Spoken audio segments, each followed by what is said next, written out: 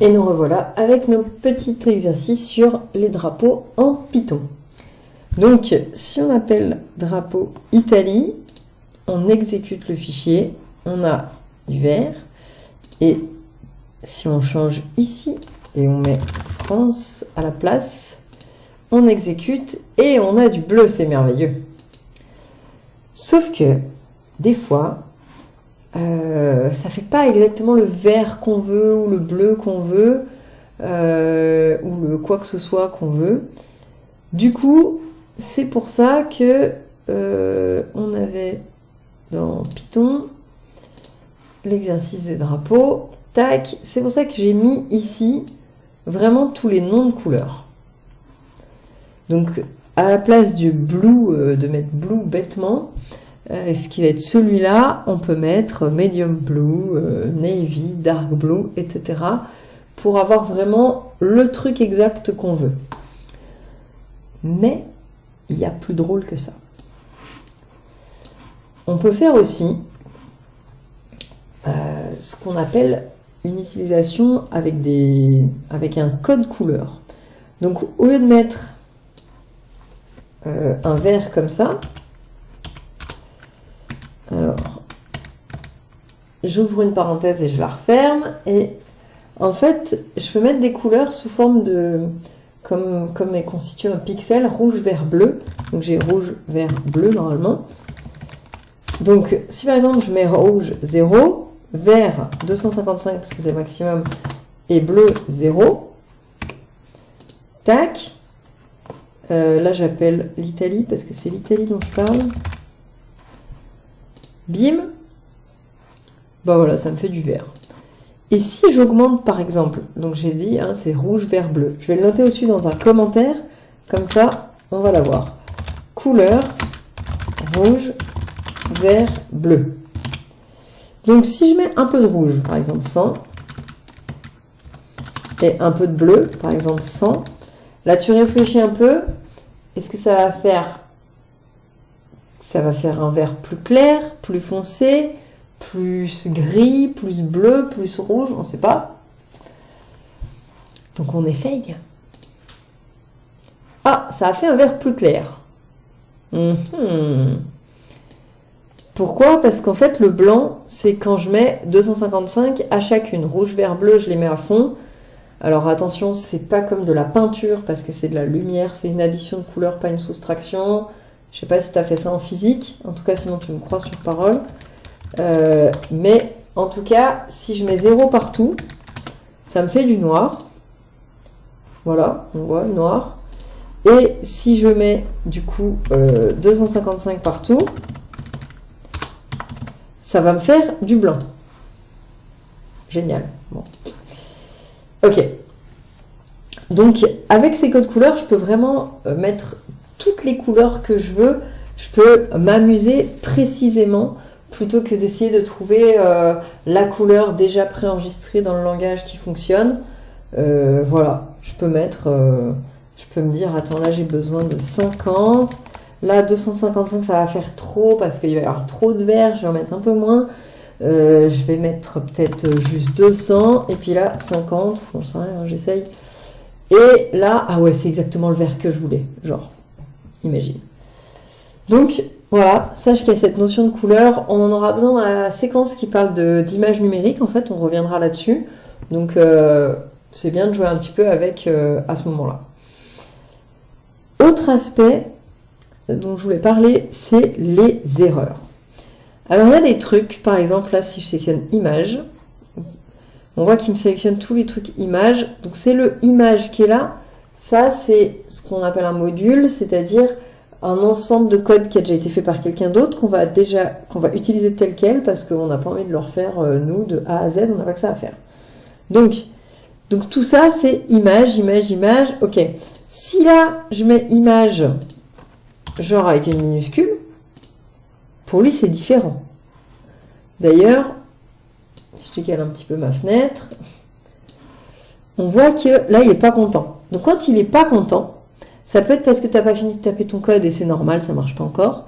Soit tu as fini de le taper et il y a un truc qui ne va pas. Donc on voit un petit truc rouge aussi, ça qui n'est pas content. Donc on peut mettre le curseur dessus Et il dit undefined name image. Donc, le nom image n'est pas défini. Ah bah oui, effectivement, je ne sais pas ce que c'est, parce que le nom qui existe, c'est image avec un I majuscule. Donc, si tu mets un espace, il va pas comprendre non plus. Là, il s'en rend pas compte, mais ça va l'énerver. Si tu mets une virgule à la place du point, il va pas comprendre. Donc, l'idée, c'est que si tu as une erreur, regarde bien précisément ce que tu as écrit. Ça peut être un truc, en fait, assez basique. Ou alors, regarde, là, j'oublie une parenthèse. Tu vois, là, j'ai une parenthèse qui s'ouvre ici. Ok ? Là, j'ai une parenthèse qui s'ouvre, elle se ferme là. Mais ma première parenthèse qui était là, bah, elle se ferme jamais. Donc lui, ça le traumatise. Donc il me dit, ma parenthèse was never closed. Elle n'a jamais été fermée. Il est tout angoissé. Donc il faut faire attention aux parenthèses, il faut faire attention à plein de choses. Là, si je mets image espace 1, eh ben non, c'est pas un nom de variable. C'est deux trucs différents. Et alors là, il sait même pas... c'est tellement absurde pour lui qu'il sait même pas quoi te dire. Il te dit juste invalide syntaxe. Donc la syntaxe est invalide. Donc... non, si jamais tu veux mettre quelque chose pour séparer image et 1, tu vas mettre un tiret, ou plus traditionnellement un underscore, c'est-à-dire le tiret du 8, ou le tiret du bas. Et là, il met un petit warning. La variable image 1 est assignée, c'est-à-dire que tu lui as mis une valeur, mais elle n'a pas été utilisée. Pourquoi elle n'a pas été utilisée? Parce que là, j'ai image 1 sans underscore. D'ailleurs, ici, il met image 1, je ne connais pas. Le nom n'est pas défini. Donc, l'idée, c'est de faire attention à ces règles de nommage, parce que Python, bah, il n'a pas de cerveau. Hein, c'est toi, hein, le cerveau dans l'histoire. Donc lui, il n'a pas de cerveau, et toi, tu en as un, donc c'est à toi de lui dire précisément comment faire.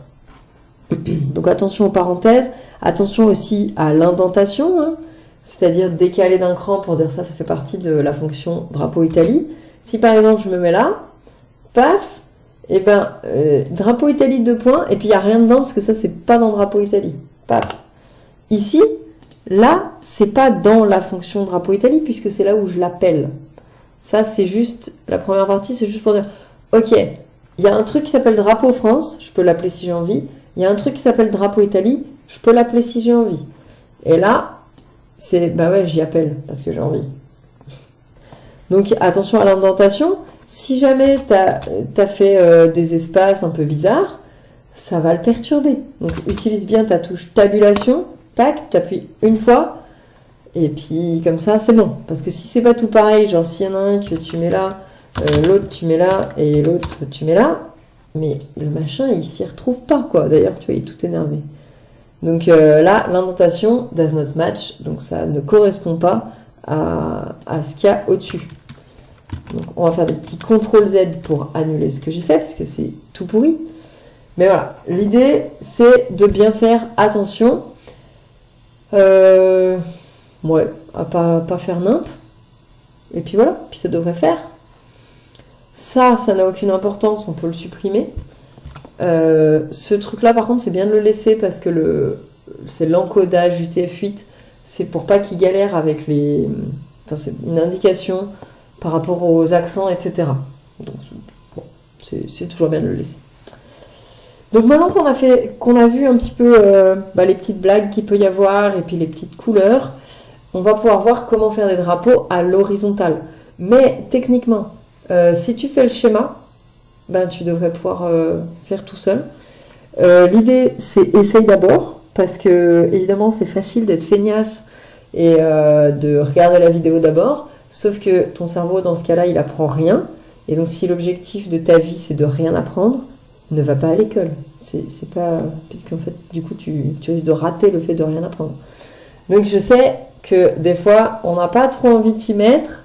Mais l'objectif, c'est bien de mettre des choses dans le cerveau. Pas forcément parce que ça va te servir le Python, mais parce que le raisonnement qu'il y a derrière va te servir. Donc, ça, c'est tout un truc, c'est tout ce qui est maths et plein de choses. En fait, ça sert pas forcément tel quel. Ça sert à brancher des choses dans ton cerveau, des neurones, ils se branchent ensemble, ils sont contents. Et après, ça te permet de faire d'autres raisonnements, tout simplement. Donc, réfléchis un petit peu aux drapeaux horizontaux, essaye de les faire, et puis si tu les fais sans moi, et bah tant mieux.